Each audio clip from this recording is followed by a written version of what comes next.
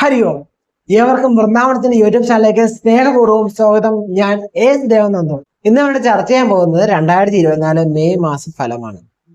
അപ്പൊ ഈ 2024 മെയ് മാസത്തില് മേടം മുതൽ മീനം വരെയുള്ള ഓരോ രാശിക്കാർക്കും അഥവാ അശ്വതി മുതൽ രേവതി വരെയുള്ള നക്ഷത്രക്കാർക്ക് എന്തൊക്കെ ഫലങ്ങളാണ് ജീവിതത്തിൽ അനുഭവിക്കാൻ പോകുന്നത്, ഇത്ര നാൾ അവർ ജീവിച്ചിരുന്ന കാലങ്ങളിൽ നിന്ന് എന്ത് മാറ്റമാണ് സംഭവിക്കാൻ പോകുന്നത്, പ്രൊഫഷൻ, കരിയർ, അതുപോലെ തന്നെ നമ്മുടെ കുടുംബം, വിദ്യാർത്ഥികൾക്ക് തുടങ്ങിയ ആരോഗ്യ സംബന്ധമായിട്ടുള്ള കാര്യങ്ങൾ, ഇതൊക്കെയാണ് നമ്മൾ എന്ത് ചെയ്യണേ ഈ ഒരു മെയ് മാസ ഫലമായിട്ട് കൺസൾട്ട് ചെയ്യുന്നത്.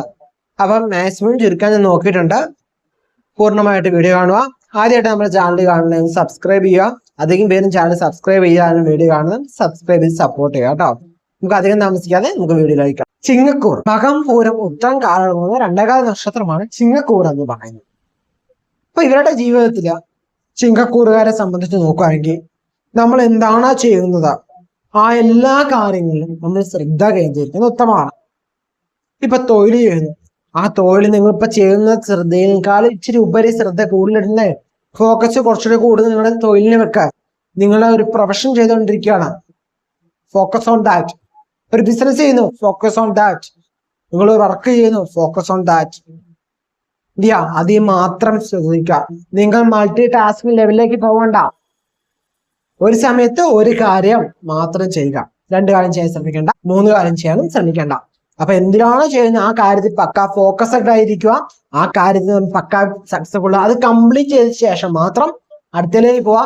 തൊഴിൽ സ്ഥലത്ത് നമ്മൾ ശ്രദ്ധിക്കണ വെച്ചാൽ നമ്മുടെ ചുറ്റിനും ഇങ്ങനെ എന്ത് ചെയ്യണം, ശത്രുക്കൾ വളഞ്ഞു നിൽക്കുകയെന്നുള്ള ബോധ്യം നമ്മുടെ മനസ്സിലായാലും ഉണ്ടായിരിക്കണം, അല്ലെങ്കിൽ നമ്മുടെ ചിന്തയിലും ഉണ്ടായിരിക്കണം. ഓക്കെ, നമ്മുടെ ചുറ്റും ഇങ്ങനെ ശത്രുക്കൾ നിൽക്കുവാണ്. എന്താ, അമ്പും തൊടുത്തോണ്ടല്ല, അമ്പും വില്ലും തൊടുത്തോണ്ട് നിൽക്കുവാണ്.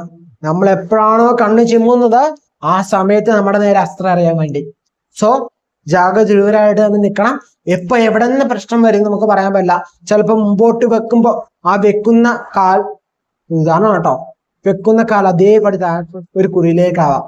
ഓക്കെ, നിങ്ങൾ നേരെ നടക്കുകയാണ്, നിങ്ങൾ ഒന്ന് തിരിഞ്ഞ് ഫ്രണ്ടിനോട് ഹായ് എന്ന് പറയുമ്പോഴായിരിക്കും നിങ്ങൾ പോയി ഇടിക്കുന്ന കമ്പിയില്. ഓക്കെ, അല്ലെങ്കിൽ നടന്ന് പൊക്കോണ്ടിരിക്കുകയാണ്, ഒരാളെ കണ്ടപ്പോ ജസ്റ്റ് ഒന്ന് കൈ കാണിച്ചു, നിങ്ങളുടെ എന്താണ് തലയിലോട്ടോ അല്ലെങ്കിൽ നിങ്ങളെ ഒരു സൈഡിൽ നിന്ന് വന്ന ഒരു ആൾ തട്ടിയിടുവോ ഒക്കെ ചെയ്യാം. ഇതൊക്കെ ഒരു ഉദാഹരണമാണ്. ഓക്കെ, ഇങ്ങനെ നടക്കും, അല്ല ഇത് തന്നെയാണ്. അപ്പൊ നാളെ ഞാൻ ഭൂമിയിൽ താരത്തോട്ട് കാല് വെക്കുമ്പോൾ ഞാൻ കുഞ്ഞു ഭൂമിന്റെ അടിയിലോട്ട് പോകും. ആ ചിന്താഗതി മാറി വെച്ചോണ്ടിരിക്കുകയാണ് കേട്ടോ. എന്നുവെച്ചാ പറയാൻ പറ്റില്ല, ചിലവരുടെ ചിന്താഗതി എന്താണ്. എല്ലാരും അങ്ങനെയാണല്ല. ചിലര് ഇപ്പം നാളെ ഓഫീസിലോട്ട് വിളിക്കും, ഞാൻ നാളെ തൊട്ട് ഭൂമിയിലോട്ട് കാല് വെക്കുന്നില്ല, അല്ലെങ്കിൽ ഭൂമി ആഴത്തൊരു കാളി വെക്കാൻ പറ്റില്ല, ഞാൻ കട്ടിലേ തന്നെ ഇരിക്കണല്ലോ, കസേര തന്നെ ഇരിക്കുന്നോ, അങ്ങനെ വിളിക്കുന്നവരും ഉണ്ടാവാം. ഓക്കെ, എന്തും ആയിക്കോട്ടെ. പക്ഷെ ഞാൻ പറഞ്ഞ നിങ്ങൾക്ക് മനസ്സിലായെന്ന് വിചാരിക്കും. നിങ്ങൾ ബോധത്തെ മനസ്സിലാക്കുക, എന്തിനും ശ്രദ്ധ വെക്കുക, ജാഗ്രത വെക്കുക. കുറച്ചധികം ജാഗ്രത വെച്ചോ, പേടിക്കണ്ട. ഓക്കെ, കുറച്ച് ജാഗ്രതയൊക്കെ ഉണ്ടാവും, നല്ലതാണ്. നിങ്ങളുടെ കാരണം ചിങ്ങ രാശിക്കാർക്ക് അത്ര നല്ല സമയമൊന്നും അല്ല നിങ്ങൾക്ക് എന്ന് പറയുന്നത്. ഓക്കെ, നിങ്ങളുടെ വ്യാഴമാറ്റ ഫലം നമ്മുടെ രാശി ചാനൽ ഇട്ടിട്ടുണ്ട്, വിഷുഫലം ഇട്ടിട്ടുണ്ട്. ജസ്റ്റ് എടുത്ത് കാണുക, പ്രഡിക്ഷൻസ് മനസ്സിലാക്കുക. നിങ്ങൾ ഓരോ കാര്യങ്ങൾ ചെയ്യുമ്പോൾ വ്യക്തിപരമായിട്ട് നിങ്ങൾ കൺസൾട്ടേഷൻ ചെയ്യുന്നത് നല്ലതായിരിക്കും. കാരണം നിങ്ങളുടെ ലൈഫിൽ ഒരു ചേഞ്ചസ് ഒക്കെ വരുത്തണമെങ്കിൽ അത് വേണം. നമ്മുടെ ചിങ്ങരാശിയുടെ 8ാം ഭാവത്തിലാണ് എന്താ കുജൻ നിൽക്കുന്നതെന്ന് പറയുന്നത്.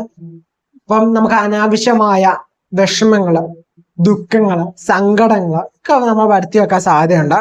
അതുപോലെ മനസ്സിലൊരു മനസ്സമാനില്ലായ്മ, വാക്ക് സംബന്ധമായിട്ട് തർക്കം, ഒരു വാക്ക് തമ്മിൽ ചേർമ്മക്കുറവ് എന്നുവെച്ചാൽ നമ്മുടെ പങ്കാളിയായിട്ടോ അല്ലെങ്കിൽ നമ്മുടെ കുടുംബ അച്ഛമ്മമാരെ സഹോദരിയായിട്ടോ സുഹൃത്തുക്കൾക്കിടയിലൊക്കെ ആയിട്ട് വാക്ക് തർക്കം ഇതൊക്കെ വരാൻ സാധ്യത കൂടുതലാണ്. അതുപോലെ തന്നെ നമ്മൾ ശ്രദ്ധിക്കേണ്ട ചിങ്ങരാശിക്കാര് ഈ ഒരു മെയ് മാസത്തില് നിങ്ങൾ എന്ത് ചെയ്യുക, അമിതമായിട്ട് റിയാക്ട് ചെയ്യാൻ നിൽക്കണ്ട. ഓക്കെ, ഓവർ റിയാക്റ്റീവ് ആയിട്ടുള്ളവരൊക്കെ ആണെങ്കിൽ എന്ത് ചെയ്യുക, ഒന്ന് റിയാക്ഷൻ കുറച്ച് വെക്കുക.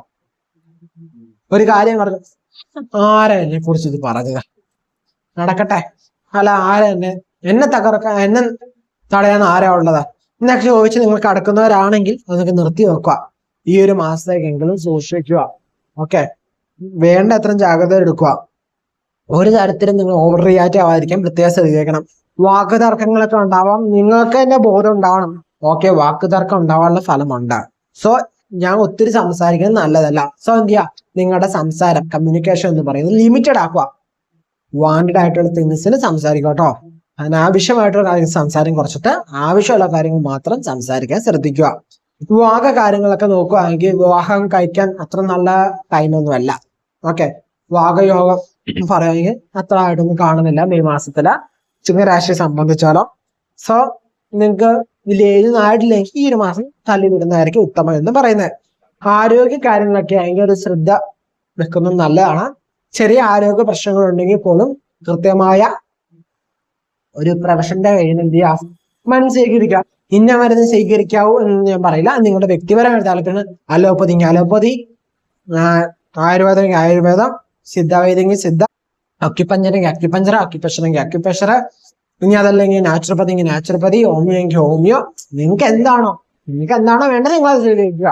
ഓക്കെ, ഏത് ചികിത്സ ആയാലും കൃത്യമായ അസുഖം വരുമ്പോൾ അതിന് കൃത്യമായി ട്രീറ്റ്മെന്റ് എടുക്കാൻ സ്വീകരിക്കുക.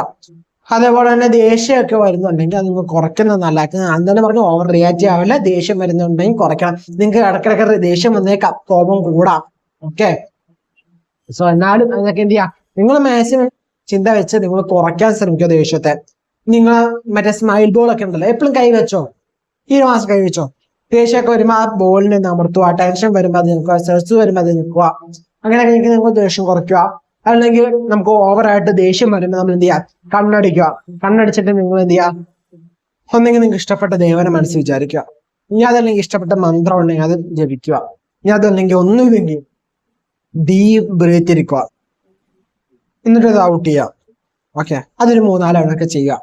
എന്നോർത്ത് വണ്ടി ഓടിച്ചുകൊണ്ടിരിക്കുമ്പോൾ എനിക്ക് ദേഷ്യം വന്നു, മുമ്പെയുള്ള വണ്ടിക്കാരല്ലെങ്കിൽ പുറകിൽ വണ്ടിക്കാരൻ ഓടിക്കുന്നു, ദേഷ്യം വരുന്നു. ഓക്കെ, ദേഷ്യം വരുമ്പോൾ എന്താ ചെയ്യേണ്ടത്, കണ്ണടിച്ചു എന്നിട്ട് ചെയ്യല്ലോ കേട്ടോ. തമാശയോട് പറഞ്ഞോളൂ, നിങ്ങളെല്ലാം ബോധമുള്ളവരാണ്, അല്ലാതെ ബോധമില്ലാത്തവരാരും ഇല്ലാതെ മനസ്സിലായി. ബട്ട് എന്താണ് തമാശ രീതിയിൽ പറയുന്നുള്ളൂ. ഓക്കെ, ഇത്ര ടെൻഷൻ ഒന്നും അടിക്കേണ്ട, അതുകൊണ്ടാണ് ഞങ്ങളെ പറയുന്നത്. അപ്പം അങ്ങനെയുള്ള കാര്യങ്ങളൊക്കെ ശ്രദ്ധിക്കുക. ഓക്കെ, എന്നുവെച്ചാൽ ഒരു സ്വസ്ഥതായിട്ട് ഇരുന്ന് നമ്മൾ എന്ത് ചെയ്യാം, രാവിലെ ഒക്കെ പുറത്തിറങ്ങുന്ന മുമ്പ് മെഡിറ്റേഷൻ ഒക്കെ ചെയ്തിട്ട് പുറത്തേക്ക് പോവാം. ഇപ്പൊ കുറച്ചുകൂടെ ഒക്കെ ശ്രദ്ധയൊക്കെ കേന്ദ്രീകരിക്കാം. അതുപോലെ വിദ്യാർത്ഥികളുടെ കാര്യത്തിലാണെങ്കിൽ നിങ്ങൾ എന്ത് ചെയ്യാം, മാതാപിതാക്കൾ പറയുന്ന കാര്യം തെറ്റുകൂടാതെ അനുസരിക്കാൻ ശ്രമിക്കുക. അത് രണ്ടെണ്ണം, ഒന്ന് നിങ്ങൾക്ക് ബെനിഫിറ്റ് കിട്ടും. ഓക്കെ, മാതാപിതാക്കൾ നിങ്ങൾക്ക് ദോഷം വരാൻ വേണ്ടി ഒന്നും ചെയ്യില്ല. സോ ആ കാര്യം ചെയ്യുക. 2 എന്ന് പറയുന്ന മാതാപിതാക്കൾക്ക് ഒരു മനസ്സിന് സന്തോഷം കിട്ടും. എന്റെ മകൻ എന്റെ മകള് ഞാൻ പറഞ്ഞ അനുസരിച്ചു, അല്ല ഞാൻ പറയുന്ന അനുസരിക്കുന്നുണ്ട് എന്നൊരു ചിന്ത അവർക്കും ഉണ്ടാവും. അവർക്കൊരു സന്തോഷമാവും. അത് നമുക്കൊരു നല്ല ഫലത്തെ പ്രദാനം ചെയ്യും. അതുപോലെ നിങ്ങളുടെ ഗുരുനാഥൻ, ടീച്ചേഴ്സ് ആവാം, മെന്റർ ആവാം, ട്രെയിനർ ആവാം, ആരും ആവട്ടെ, എന്ത് പേര് വിളിച്ചാലും നമ്മുടെ ഗുരുനാഥൻ, നമുക്കൊരു വിദ്യ പകർന്നു നൽകുന്ന ഒരാൾ എന്ന നിലയ്ക്ക് അവര് പറയുന്ന കാര്യവും നിങ്ങൾ അക്ഷരപ്പെടുത്തിട്ടാതെ അനുസരിക്കാൻ ശ്രമിക്കുക. ഓക്കെ, എന്ന് വെച്ച് ഇതൊക്കെ നമ്മൾ എന്ത് ചെയ്യണം, നമ്മുടെ സ്വയം ബുദ്ധി ചിന്തിച്ച് മാത്രം ഓരോ കാര്യങ്ങളും ചെയ്യുക.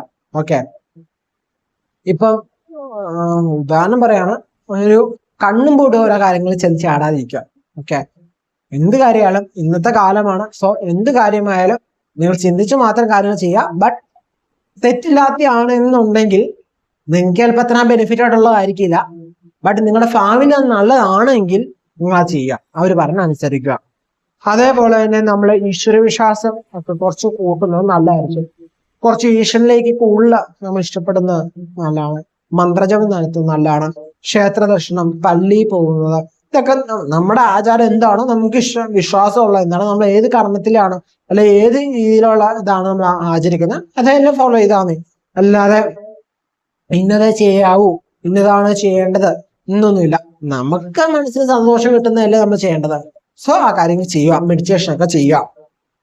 അതുപോലെ തന്നെ ഈ മാസത്തിൽ നിങ്ങൾക്ക് എന്താണ് അത്ര നല്ല സമയം അല്ലാന്ന് ഞാൻ പൊതുവെ പറഞ്ഞു. സോ ശ്രദ്ധിക്കുക, ജാഗ്രത ആവശ്യമാണ്. അതുപോലെ തന്നെ ഈ മാസത്തെ കടങ്ങളൊക്കെ ഉണ്ടാവാൻ സാധ്യതയുണ്ട്. സോ ആ കാര്യങ്ങളൊക്കെ ശ്രദ്ധിക്കാൻ സാധ്യതയാണ്. അമിതമായ കടങ്ങളൊന്നും എടുത്ത് വെക്കാതിരിക്കാൻ പ്രത്യേകം ശ്രദ്ധിക്കാം. ചിലപ്പോൾ നിങ്ങൾ ചോദിക്കുന്നിടത്തിനൊക്കെ നിങ്ങൾക്ക് കടം ലഭിച്ചെന്ന് വരാം. പക്ഷെ ആവശ്യമില്ലാത്ത കടം എടുക്കാതിരിക്കുന്നതാണ് ഈ ഒരു മാസത്തിൽ നല്ലത് കേട്ടോ. ഇത്രയൊക്കെയാണ് പൊതുവെ ചിങ്ങരാശിയെ കുറിച്ച് പറയാനുള്ളത്. അപ്പൊ ഇത്രയൊക്കെയാണ് പൊതുവെ ഓരോ രാശിക്കാരുടെ ഫലം എന്ന് പറയുന്നത്. നിങ്ങൾക്ക് മനസ്സിലായത് വിചാരിക്കുന്നു. ഇതിനൊക്കെ സംശയങ്ങളുള്ള താരെ കമന്റ് ചെയ്യുക കേട്ടോ. അപ്പൊ ഈ ഫലങ്ങളൊക്കെ കേട്ടിട്ട് ടെൻഷൻ അടിച്ചും സന്തോഷിച്ചും ഒക്കെ നിൽക്കുന്നുണ്ടാവും നിങ്ങൾ ഓരോരുത്തരും അല്ലേ. അപ്പം ഇതൊക്കെ പറയാനുള്ളത് ഞാൻ പറഞ്ഞ പോലെ തന്നെ കോമൺ പ്രഡിക്ഷൻ ആണ്, ഇത് മനസ്സിലാക്കുക. അത് മാത്രമല്ല, നല്ല ഫലക്കാര് ചുമ്മാ ഇരുന്ന് കഴിഞ്ഞാൽ നമുക്ക് ഒരു നല്ല ഫലവും കിട്ടൂല. നമ്മുടെ കർമ്മത്തിനാണ് നമുക്ക് ഫലം കിട്ടുന്നത് അല്ലെ. അപ്പൊ നല്ല സമയത്ത് നമ്മൾ ചെയ്ത കർമ്മത്തിന്റെ റിസൾട്ടാണ് നമുക്ക് കിട്ടുന്നത്. ഒന്നും ചെയ്യാതിരുന്നാൽ നമുക്കൊരു റിസൾട്ടും കിട്ടില്ല, മനസ്സിലാക്കുക. ദോഷഫലമുള്ളവർ ചെയ്യേണ്ടത് അടങ്ങി ഒതുങ്ങി ഇങ്ങനെ വീട്ടിൽ കയറി അടങ്ങാതിരിക്കുക. ഇരുന്നായിട്ട് ഒരു കാര്യം ഉണ്ടാവില്ല, നിങ്ങൾക്ക് ഒന്നും കിട്ടാൻ പോണില്ല. നിങ്ങൾ പരിശ്രമിക്കുക, ഇപ്പൊ പരിശ്രമിക്കുക. ചിലപ്പോ നിങ്ങൾക്ക് ഇപ്പൊ റിസൾട്ട് കിട്ടിയെന്ന് വരില്ലെന്നേ, നിങ്ങൾക്ക് നല്ല സമയം വരുമ്പോൾ റിസൾട്ട് കിട്ടും. അല്ലെ നിങ്ങൾക്ക് കിട്ടുന്ന ടൈമിൽ നിങ്ങൾക്ക് ആ റിസൾട്ട് കിട്ടും. അത് നിങ്ങൾ പരിശ്രമിക്കണ്ടേ. ഒരു ജോലി കിട്ടണം, ജോലി കിട്ടാൻ യോഗമുണ്ട് എന്ന് പറഞ്ഞ് ചുമ്മാ വീട്ടിൽ കിടന്ന് എന്നാ മോനെ പിടിച്ചോ ജോലി, അല്ല എന്നാ മോളെ പിടിച്ചോ ജോലി എന്ന് പറഞ്ഞാൽ ആരും കൊണ്ടുവരില്ല. നമ്മളത് വർക്ക് ചെയ്യണം, അതിനു വേണ്ടി അന്വേഷിക്കണം. അതുകൊണ്ട് മോശ സമയമാണെങ്കിൽ നമുക്ക് നല്ല വർക്ക് കിട്ടാൻ ചാൻസ് ഉണ്ട്, അല്ലെങ്കിൽ നല്ലൊരു ഓപ്പർച്യൂണിറ്റി നമുക്ക് വന്നു, നമ്മൾ പറയാം ഇപ്പൊ മോശം സമയം, ഇപ്പൊ ഞാനില്ല, നാളെ നിൽക്കണ്ട, നിങ്ങൾ ചെയ്യുന്നേ. നമ്മൾ പറഞ്ഞ എപ്പോഴും പറയാറുണ്ട്, എന്റെ പോയിന്റ് ഓഫ് വ്യൂ നമ്മൾ ലോജിക്കും കൂടി ചിന്തിക്കണം. ഓക്കെ, ലോജിക്കും കൂടി ചിന്തിച്ച് മാത്രം നമ്മളൊരു നല്ലൊരു പ്രധാനപ്പെട്ട കാര്യങ്ങൾ എടുക്കുമ്പോൾ ഒരു പേഴ്സണൽ കൺസൾട്ടേഷൻ നടത്തിയ ശേഷം മാത്രം ഒരു പ്രധാനപ്പെട്ട കാര്യത്തിലോട്ട് പോവാം. നമ്മുടെ വ്യക്തി, കാരണം കോമൺ പ്രഡിക്ഷൻ അറിഞ്ഞിട്ട് നമ്മളൊരു പ്രഡിക്ഷൻ എടുത്തു കഴിഞ്ഞാൽ തെറ്റാൻ ചാൻസ് കൂടുതലാണ്. നിസ്സാര കാര്യങ്ങൾക്കൊക്കെ കോമൺ പ്രഡിക്ഷൻ റിസൾട്ട് അല്ലെങ്കിൽ ആ ഇത് മതി. ബട്ട് നമ്മുടെ ഫ്യൂച്ചറിനെ ബാധിക്കുന്നു, അല്ലെങ്കിൽ നമ്മുടെ ലൈഫിനെ ബാധിക്കുന്ന ഒരു വിഷയമാണെങ്കിൽ നമ്മൾ പേഴ്സണൽ കൺസൾട്ടേഷൻ ചെയ്ത് മാത്രം മുന്നോട്ട് പോവാ കേട്ടോ. അത് എന്തൊരു വിഷയത്തിലായാലും നിങ്ങൾക്ക് വിശ്വാസം ന്യൂമറോളജി ആണോ, ഓക്കെ, ന്യൂമറോളജി കൺസൾട്ട് ചെയ്യുക, എന്നിട്ട് പോവാ. ഓക്കെ, ആ രീതിയിലൊക്കെ ചെയ്യുക. അപ്പം ഈ പറഞ്ഞേക്കണ കാര്യങ്ങളൊക്കെ പൂർണ്ണമായിട്ട് മനസ്സിലാക്കി ചെയ്യാൻ ശ്രമിക്കുക. പറഞ്ഞേക്കണ കാര്യങ്ങളിൽ നിന്നും എന്ത് ചെയ്യുക, നിങ്ങൾ മനസ്സിലാക്കണ്ടേ, ഇതിൽ നിന്ന് ലോജിക്കോട് ചിന്തിക്കാൻ. കാരണം ഇത് പൊതുഫലമാണ് മനസ്സിലാക്കുക, കോമൺ പ്രഡിക്ഷൻ ആണ്. നിങ്ങൾക്ക് ഓരോരുത്തർക്കും ഓരോ രീതിയിലും ഫലം മാറും അല്ലേ. നമ്മുടെ ജാതകം വെച്ച്, നമ്മുടെ ജാതകത്തിൽ ഓരോ ഗ്രഹങ്ങൾ നിൽക്കുന്ന പൊസിഷൻ വെച്ച് നമ്മുടെ ഫലം മാറ്റം വരും. പിന്നെ നമ്മൾ ചെയ്ത കർമ്മത്തിന്റെ ഫലം നമുക്ക് ലഭിക്കും. നമ്മൾ ചെയ്യുന്ന ഹാർഡ് വർക്കിന്റെ റിസൾട്ട് നമുക്ക് ലഭിക്കണം. നമ്മൾ സ്മാർട്ട് വർക്ക് ചെയ്ത് അതിന്റെ റിസൾട്ട് കിട്ടണം. നമ്മുടെ ചക്ര എങ്ങനെയാണ്, നമ്മുടെ ഓറ എങ്ങനെയാണ്, ഓറ എനർജി ഒക്കെ എങ്ങനെയാണെന്ന് നമുക്ക് ഓരോരുത്തർക്കും വ്യത്യാസമുണ്ട് അല്ലേ. സോ അതനുസരിച്ച് നമ്മുടെ ഓറയുടെ എനർജി ഒക്കെ ഓരോരുത്തർക്കും വ്യത്യാസമാണ്. സോ അതനുസരിച്ച് നമ്മുടെ ഫലവും മാറും എന്ന് മനസ്സിലാക്കുക. ഇതൊക്കെ നമുക്ക് കണക്ട് ചെയ്ത് മാത്രമേ നമുക്കൊരു പ്രഡിക്ഷൻ ആയിട്ട് നമുക്ക് പറയാൻ പറ്റുള്ളൂ അല്ലേ. അപ്പൊ ആ കാര്യങ്ങൾ ശ്രദ്ധിക്കാം. ആസ്ട്രോളജി മാത്രമായിട്ട് നോക്കാൻ നമ്മൾ ജാതകം പരിശോധിക്കാൻ മാത്രമേ നമുക്ക് വ്യക്തിപരമായിട്ട് പ്രശ്നം അറിയാൻ പറ്റുള്ളൂ. ചാരഫലമാണ് അല്ലെ. ചാരഫലം എന്ന് പറയുന്നത് നമ്മുടെ മനസ്സിലേക്കാണ് കൂടുതലായിട്ട് ബാധിക്കുക എന്ന് പറയുക. സോ നമ്മുടെ ആയിട്ടുള്ള കാര്യം നമുക്കൊരു പ്രഡിക്ഷൻ ഒക്കെ അറിയണമെങ്കിൽ നമ്മുടെ കാര്യങ്ങൾ അറിയണം കേട്ടോ. അപ്പം നമ്മുടെ പേഴ്സണൽ ആയിട്ടുള്ള ഡീറ്റെയിൽസ് ഒക്കെ അറിയണമെങ്കിൽ നമ്മുടെ ഓഫീസുമായിട്ട് ബന്ധപ്പെട്ട അവർ അതിന്റെ കൃത്യമായ ഡീറ്റെയിൽസ് നൽകുന്നതായിരിക്കും. നിങ്ങൾക്ക് എന്തെങ്കിലും ഡൗട്ട്സ് ഉണ്ടെങ്കിൽ പൂർണ്ണമായിട്ടും എന്ത് ചെയ്യാം, പേഴ്സണൽ ആയിട്ടുള്ള കാര്യങ്ങൾ നിങ്ങൾ ഓഫീസിൽ കോൺടാക്ട് ചെയ്യുക. അല്ലാതെ കോമൺ ആയിട്ടുള്ള കാര്യങ്ങൾ താഴെ കമന്റ് ചെയ്യുക കേട്ടോ. അതുപോലെ തന്നെ അത്യാവശ്യ ചെറിയ കാര്യങ്ങളൊക്കെ നടക്കാൻ വേണ്ടി, അല്ലെങ്കിൽ നിങ്ങളുടെ പേര്, നക്ഷത്രം, വീട്ടിലുള്ള അംഗങ്ങളുടെയൊക്കെ പേര്, നക്ഷത്രമൊക്കെ താഴെ കമന്റ് ചെയ്യുകയാണെങ്കിൽ നമ്മുടെ മെയ് മാസത്തിൽ നടക്കുന്ന പൂജയില് നിങ്ങളുടെ കാര്യവും പ്രാർത്ഥിക്കുന്നതായിരിക്കും. സോ എന്ത് ചെയ്യുക, താഴെ പേരും നക്ഷത്രം കമന്റ് ചെയ്യുക. പിന്നെ എന്ത് കാര്യമാണ് നടക്കേണ്ടതെന്ന് നടക്കേണ്ട കാര്യം കൂടി ചെയ്തുവാണെങ്കിൽ അതിന് ഫോക്കസ് ചെയ്ത് തന്നെ നമ്മൾ പ്രാർത്ഥിക്കുന്നതായിരിക്കും കോമൺ ആയിട്ടുള്ള പ്രാർത്ഥനയായിരിക്കും കേട്ടോ. അപ്പൊ അതൊന്ന് ചിന്തിക്കുക, കമന്റ് ചെയ്യുക. അപ്പം കമന്റ് ചെയ്യുമ്പം പേര്, നക്ഷത്രം ഇങ്ങനെ എഴുതാൻ ശ്രമിക്കുക കേട്ടോ. അപ്പം പൂർണ്ണമായിട്ട് മനസ്സിലായി വിചാരിക്കാൻ നിങ്ങളുടെ സംശയങ്ങളൊക്കെ ഉണ്ട് താഴെ കമന്റ് ചെയ്യാൻ, ഡൗട്ട് ചോദിക്കാം. ഓക്കെ, നിങ്ങൾക്ക് 1, 2, 3, 4, 5, 6 എത്ര കമന്റ് വേണമെങ്കിലും ഇടാം. ഓക്കെ, മനസ്സിലായെന്ന് വിചാരിക്കുന്നു. അതുപോലെ തന്നെ ചാനൽ സബ്സ്ക്രൈബ് ചെയ്യാത്തവർ സബ്സ്ക്രൈബ് ചെയ്ത് സപ്പോർട്ട് ചെയ്യുക കേട്ടോ.